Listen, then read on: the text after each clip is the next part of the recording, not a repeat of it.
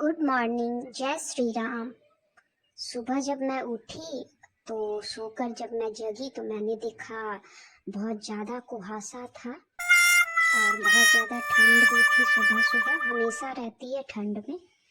फिर मैंने ब्रश किया। ब्रश करते करते कुछ कुछ सोच रही थी कि मेरा आज दिनचर्या कैसा होगा, क्या क्या आज मैं करूँगी।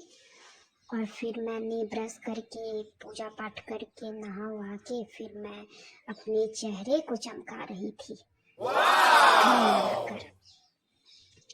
फिर मैंने क्रीम लगाया, अच्छे से चेहरे की मसाज की ताकि मैं सुंदर लग सकूं। Amazing! जैसे सभी लड़कियां लगती हैं, तो मुझे भी तो हक है सुंदर लगने का, है ना।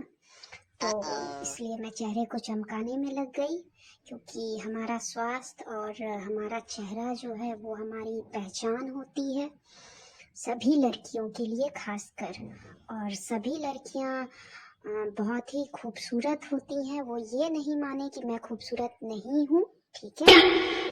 और फिर मैंने पूजा कर कर चंदन लगाया, जो मुझे लगाना बहुत ही पसंद है। मैं रोजाना पूजा करके चंदन लगाती हूँ। वाह! फिर मैं कुछ खोज रही थी।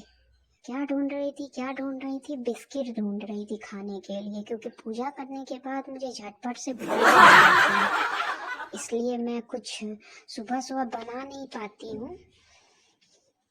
इसलिए बिस्किट वगैरह खाकर फिर धीरे धीरे मैं पढ़ाई वढ़ाई करने के बाद फिर मैं खाना बनाती हूँ और मैं बैठकर पानी पीती हूँ, क्योंकि बूढ़े बुजुर्ग कहते हैं कि पानी बैठकर ही पीनी चाहिए सभी को, वो सही रहता है आपके स्वास्थ्य के लिए।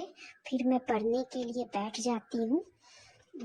मेरा हर एक दिन जो मेरा दिनचर्या होता है उसमें मैं पढ़ाई ज़रूर करती हूँ। पढ़ाई मैं छोड़ती नहीं हूँ, क्योंकि कहा गया है, किसी ने क्या खूब कहा है कि खुद को बिखरने मत देना। किसी हाल में लोग गिरे हुए मकान की ईंटें तक ले जाते हैं।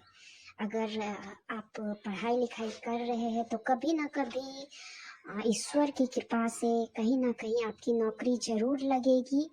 बस हाँ, 100% अपनी पढ़ाई को दे आप और खुश रहकर पढ़ाई करें। सैड मन से पढ़ाई कभी ना करें। फिर मुझे भूख लग जाती है, मैं क्या करूँ, तो मैं आलू गोभी की सब्जी बनाने में लग जाती हूँ और टेस्टी टेस्टी सा मैं सब्जी बनाती हूँ। और फिर सब्जी बनाते बनाते मैं अपनी जो फ्लोरमेट है मेरी, उससे मैं कुछ बातें कर लेती हूँ। फिर मेरी खाना जो है, मेरा खाना तैयार हो जाती है तो मैं खा लेती हूँ। फिर मैं धूप में जाती हूँ तो ये छोटी सी मैना जो है ये भी धूप सेक रही होती है, क्योंकि सर्दियों में सबके लिए धूप बहुत ही ज़रूरी है, चाहे वो इंसान हो या जानवर हो या पक्षी हो। ये कौवा भी बैठकर धूप सेक रहा है। और धूप सेकने के बाद मैंने और भी देखा कुछ, ये झुंड में बहुत सारी जो है वो कबूतर जो है वो धूप सेक रहे